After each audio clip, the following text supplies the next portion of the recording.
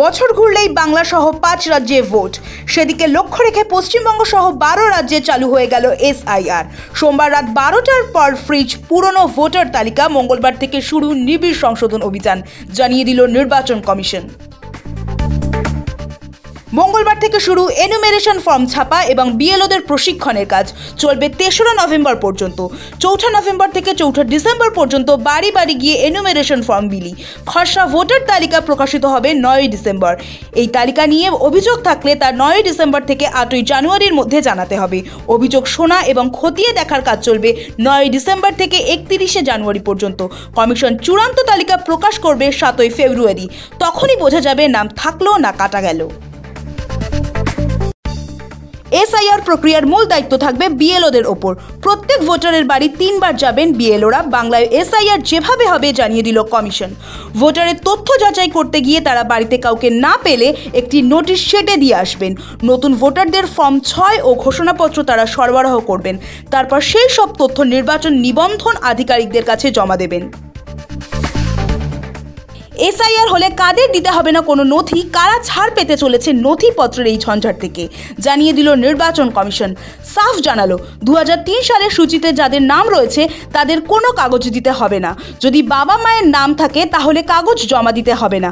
কমিশনের ওয়েবসাইটে গিয়ে এই ভোটাররা শুধুমাত্র ফিল আপ করে দিলেই হবে।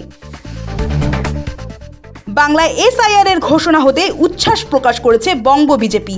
যদিও এসআইআর এর প্রকৃত নাম বাদ গেলে দিল্লিতে কমিশনের অফিসে লক্ষ মানুষের বিক্ষোভ হবে। হুঁশিয়ারি তৃণমূল নেতা কুণাল ঘোষের। যারা বলছিল এসআইআর করলে হাত কেটে দেবো, পা ভেঙে দেবো, আগুন ধরিয়ে দেবো, লন্ডভন্ড করে দেবো, তাদেরকে জিজ্ঞেস করুন তারা কিভাবে লন্ডভন্ড করবে।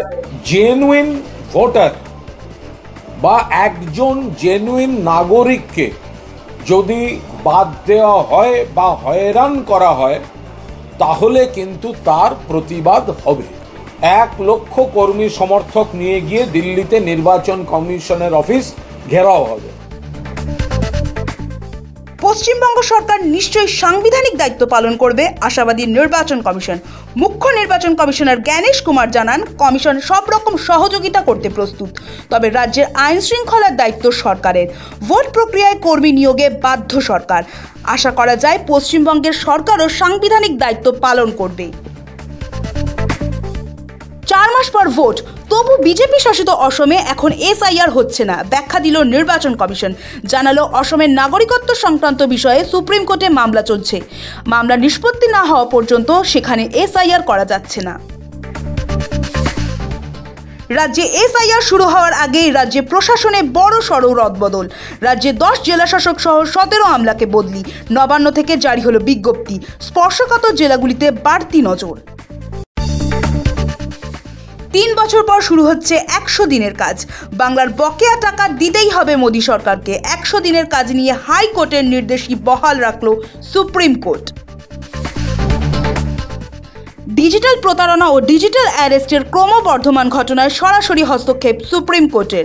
আদালতের পর্যবেক্ষণ, এসব অপরাধের পিছনে আন্তর্জাতিক জালও থাকতে পারে, যার শিকড় মায়ানমার, থাইল্যান্ড বা ভারতের বাইরেও প্রসারিত। ডিজিটাল অ্যারেস্ট তদন্ত করুক সিবিআই, চাইছে দেশের শীর্ষ আদালত। ঘূর্ণিঝড় মান্থার প্রভাবে বৃষ্টি বাড়তে পারে বাংলায়। চলতি সপ্তাহে একাধিক জেলা ভাসতে পারে। শীতের দোরগোড়া এসে আবারও সক্রিয় নিম্নচাপ। শুক্রবার পর্যন্ত দফায় দফায় বৃষ্টি হতে পারে রাজ্যের প্রায় সব জেলায়, জানিয়ে দিল হাওয়া অফিস।